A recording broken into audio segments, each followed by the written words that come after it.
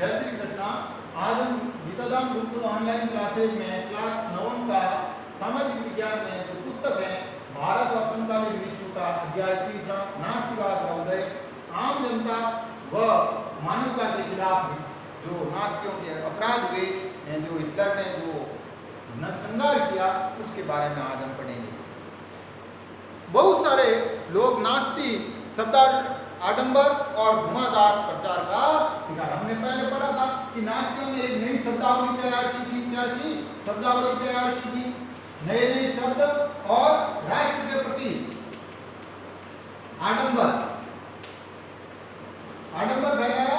इन दोनों चीजों के लोग शिकार हुए, अर्थात लोग हैं जो इससे भ्रमित हुए। क्या हुए? भ्रमित हुए, दुनिया को नास्ती नजरों से देखने लगे और अपनी भावनाओं को नास्ती शब्दावली में ही व्यक्त करने लगते थे। वो सारे संपूर्ण मानव प्रजाति को नास्तिवाद के दृष्टिकोण से देखने शुरू हो गया और उसी तरह की उन्होंने नई शब्दावली गढ़ी। ऐसे ही शब्दों का प्रयोग करके वो देश और दुनिया के अन्य प्रजातियों के प्रति हैं जो संपर्क स्थापित करते थे। किसी यहूदी के आमना सामना हो जाने पर उन्हें अपने भीतर गहरी नफरत और गुस्से का एहसास होता था। वो इस तरह से उनको आक्रोश प्रदर्शित करते थे कि सामने वाले को एहसास हो जाए कि ये मेरे को हीन समझता है। उन्होंने न केवल यहूदियों के घरों के बाहर निशान लगा दिए, बल्कि जिन पड़ोसियों पर उन्हें शक था उनके बारे में पुलिस को भी सूचित कर दिया। उन्हें पक्का विश्वास था कि नास्तिवादी देश को तरक्की के रास्ते पर लेकर जाएगा और यही सबका कल्याण करेगा। यानी वो गैर नास्ती, गैर जर्मन आर्य प्रजाति, जिसको हमने कहा था ब्लाइंड, नीली आंखों वाले, उनके अलावा सभी को वह हीन समझते थे। क्या समझते थे? हीन समझते थे। क्या कहते थे? समझते थे। शक्ति को हीन समझते थे। लेकिन जर्मन का हर व्यक्ति नास्ती नहीं था। बहुत सारे लोगों ने पुलिस के दमन और मौत की आकांक्षा के बावजूद नास्तिकवाद का जमकर विरोध किया। तो उस जर्मन में, नास्ती जर्मन में, कौन से जर्मन में? नास्ती जर्मन में न केवल नास्तिकवाद था, बल्कि जो उनके विरोधी भी थे, जो नास्तिकवाद का कहीं कहीं रूप से दबे हुए रूप में या कहीं कहीं खुले हुए रूप में भी वो उनसे विरोध करते थे। अपना मतभेद व्यक्त करने, नास्तिकवाद का विरोध करने से नहीं डरते थे। वे अपने दिल की बात कहने की बजाय आंख फेर कर चला जाना ज्यादा बेहतर मानते थे। पादरी निम्योलन ने नास्तियों का लगातार विरोध किया था। उनमें एक नाम था पादरी, जिसका नाम था निम्योलन। ये हमेशा विरोध करता था नास्तिकवाद। ये हमेशा नास्तिकवाद का विरोध करता हुआ उस जर्मन में दिखता था। उन्होंने पाया कि नास्ती साम्राज्य में लोगों पर जिस तरह के निर्मम और संगठित जुर्म किए जा रहे हैं, उसका जर्मन की आम जनता विरोध नहीं कर पाती। जनता एक अजीब सी खामोशी में डूबी हुई थी। गैस्टापो की दशा तक कार्यशैली और कृत्यों का निशाना साधते हुए उस खामोशी के बारे में उन्होंने कई निर्मल ढंग से भी हैं जो लेख लिखे, जिसके बारे में जनता को जागरूक किया जा सकता है। नास्ती जर्मन में यहूदी क्या महसूस करते थे, ये एक नई तरह की और बिल्कुल ही अलग कहानी थी। साल्टर बेराट ने अपनी डायरी में लिखा कि लोगों के सपनों को चोरी छिपे दर्ज किया गया। बाद में उन्हें अपनी इस डायरी को पुस्तक के रूप में प्रकाशित किया। पढ़ने वालों को झकझोर कर रख देने वाली इस किताब का नाम है थर्ड राइट ऑफ ड्रीम।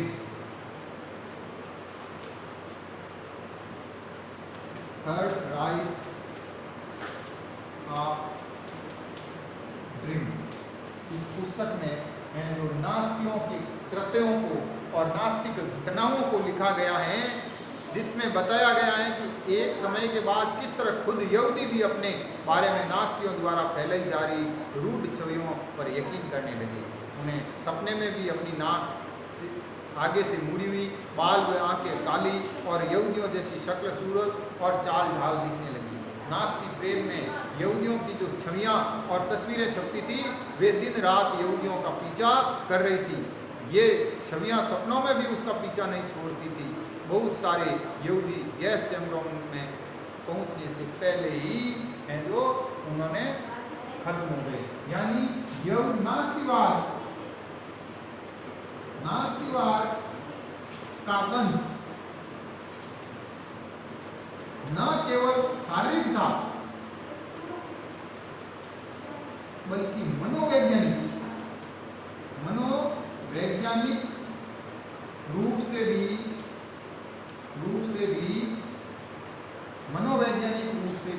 है जो घर कर गया। क्या कर गया? लोगों के दिलो दिमाग पर घर कर गया, महाध्वंस। अब हम पढ़ेंगे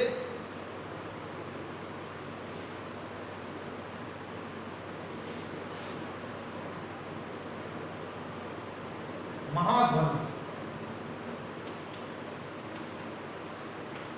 जिसको नास्तिवाद में होलोकास्ट का क्या है?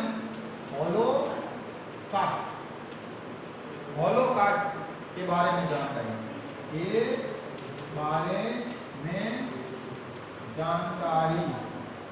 होलोकास्ट के बारे में जानकारियां,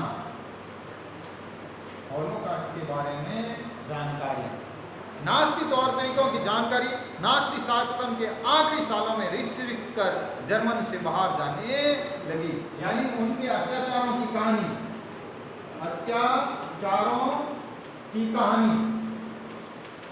कहानी है जो जर्मन से बाहर जाने लगी। अब जर्मन से बाहर प्रसारित होने लगी। धीरे धीरे देश दुनिया को उसके बारे में पता लगने लगा। लेकिन वह कितना भीषण रक्तपात और बर्बर दमन हुआ, उसका असली अंदाजा तो दुनिया को युद्ध खत्म होने और जर्मन के हार जाने के बाद ही लगा। लेकिन असली या वास्तविक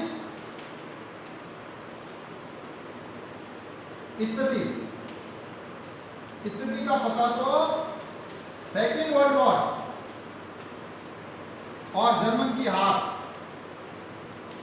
के बाद दुनिया को लगा था कि वहां पर वास्तव में कितना रक्तपात और कितनी है जो अमानवीय घटनाएं घटित हुई, ये हमें बाद में पता चला। यहूदी भी चाहते थे कि दुनिया उन भीषण अत्याचारों और पीड़ाओं को याद रखे जो उन्होंने नास्ती कत्लेआम में झेली थी। इन्हीं कत्लेआमों को महाध्वंसक या होलोकास्ट कहा गया है। जब दमन चक्र अपने शिखर पर था, उन्हीं दिनों एक यहूदी टोले में रहने वाले एक आदमी ने अपने साथी से कहा कि वह युद्ध के सिर्फ आधा घंटे और जीना चाहता है। युद्ध के बाद वह केवल आधा घंटे और जीना चाहता है। शायद वह दुनिया को ये बता कर जाना चाहता था कि नास्ती जर्मन में क्या क्या हो रहा था। जो कुछ हुआ उसकी गवाही देने और जो भी दस्तावेज हाथ आए उन्हें बचाए रखने की यह अदम्य चाह घेटों और कैंपों में नार के जीवन भोगने वालों में बहुत गहरे तौर पर देखी जा सकती है। जो यहूदी बस्तियां थी उनको घेटो कहा गया। क्या कहा गया? घेटो कहा गया है। और जो उनके खिलाफ कार्रवाई के दस्तावेज थे, वो दस्तावेज यहूदियों को जब हाथ लगे थे, वो यहूदी उन लोगों को जो अपने पास रखना चाहते थे और दुनिया को बताना चाहते थे। बहुत सारे ने डायरियां लिखी, नोटबुकें लिखी, दस्तावेजों के संग्रह बनाए। लेकिन इसके विपरीत जब ये दिखाई देने लगा कि अब युद्ध में नास्तियों की पराजय तय है, तो नास्ती नेतृत्व ने अपने दफ्तरों में मौजूद तमाम सबूतों को नष्ट करने के लिए अपने कर्मचारियों को पेट्रोल बांटना शुरू कर दिया। जब ये देखा गया कि नास्ती या जर्मन अब हार के करीब हैं, तो नास्तियों ने या हिटलर ने अपने कर्मचारियों को आदेश दिया कि जितने भी उनके सरकारी दफ्तरों में या कार्रवाई से संबंधित कागजात हैं उनको जला दें और उसके लिए एक निश्चित मात्रा में पेट्रोल भी उनको देना शुरू कर दिया। दुनिया के बहुत सारे हिस्सों में स्मृति लेखों, साहित्यों, वृत्तचित्रों, शायरियों, स्मारकों और संग्रहालयों में इस महाध्वंसक का इतिहास और स्मृति आज भी जिंदा है। ये सारी चीज़ें उन लोगों के लिए एक श्रद्धांजलि है जिन्होंने उन स्याह दिनों में प्रतिरोध का साहस दिखाया। उन लोगों के लिए भी ये सारी बातें शर्मनाक यादगार हैं जिन इन्होंने ये जुल्म ढाए और उनके लिए चेतावनी की आवाज़ें हैं जो खामोशी में भी सब कुछ देख रहे थे। अब हम इसके बाद में भी हैं जो दो चीज़ और पढ़ेंगे कि गांधी जी ने भी हिटलर को एक पत्र लिखा और हिटलर ने भी गांधी जी को पत्र लिखा। तो पहले हम गांधी जी ने हिटलर को जो पत्र लिखा गांधी जी की तरफ से, उसके बारे में क्या विचार थे। तो गांधी जी ने हिटलर को लिखा कि प्रिय मित्रों का यह आग्रह है कि मानवता की खातिर मैं आपको कुछ लिखूं, लेकिन मैं उसके अनुरोध को अस्वीकार कर रहा हूं क्योंकि मैं ये महसूस कर रहा हूं कि मेरा आपको पत्र लिखना दृढ़ता होगी, लेकिन मुझे कुछ ऐसा लगता है कि इस मामले में मुझे कुछ हिसाब किताब करके नहीं चलना चाहिए और मुझे आपसे अपील करनी चाहिए कि चाहे वह जिस लायक हो। ये बात बिल्कुल स्पष्ट है कि आज संसार में आप ही एक ऐसे व्यक्ति हैं जो इस युद्ध को रोक सकते हैं, जो मानव जाति को बर्बर अवस्था में पहुंचा सकता है। क्या आपको किसी उद्देश्य के लिए इतना बड़ा मूल्य चुकाना चाहिए, या फिर चाहे वो उद्देश्य आपकी दृष्टि में कितना ही महान क्यों न हो, क्या आप एक ऐसे व्यक्ति की अपील पर ध्यान देंगे जिसने सोच विचार कर युद्ध के तरीकों का त्याग कर दिया और उसमें काफ़ी सफलता भी मिली है। जो भी हो, मैं ये मान लेता हूँ कि यदि मैंने आपको पत्र लिखकर कोई भूल की है तो इसके लिए मुझे क्षमा कीजिए। ये बात गांधी जी ने हिटलर को लिखी। तो उसके प्रत्युत्तर में हिटलर ने है जो दिसंबर में वापस एक पत्र लिखा गांधी जी को। वो पत्र ये है कि हिटलर ने गांधी जी को लिखा कि हमें अहिंसा के रूप में एक ऐसी शक्ति प्राप्त हो गई है जिसे यदि संगठित कर लिया जाए तो वह संसार भर की सभी प्रणतम हिंसाओं शक्तियों का गठजोड़ कर मुकाबला कर सकती हैं। जैसा कि मैंने कहा, अहिंसात्मक तरीकों में पराजय नाम की कोई चीज़ है ही नहीं। यही तरीका बिना मारे या चोट पहुँचाए करने या मरने का तरीका है। इसका इस्तेमाल करने से धन की लगभग कोई ज़रूरत नहीं होती है, न ही विनाशक शास्त्र में की तो ही नहीं होती है। अपने पूर्णता के चरम बिंदु पर पहुंच सकते हैं। तो उन्होंने अंत में लिखा है कि आप अपने देशवासियों के लिए कोई ऐसी विरासत नहीं छोड़ रहे हैं जिन्हें उन पर गर्व होगा। वे एक क्रूर कर्म की चर्चा करने में गर्व का अनुभव करेंगे, नहीं तो फिर भले ही वह कृत्य कितना ही निर्भरतापूर्ण नियोजित क्यों न हो। अतः मैं मानवता के नाम पर आपसे युद्ध को रोक देने की अपील करता हूँ। हृदय में आपका। इस तरह से इन्होंने दोनों ने ये पत्र लिखा और आपको अब हम कल इसके अध्याय के प्रश्नोत्तर के बारे में पढ़ेंगे। धन्यवाद।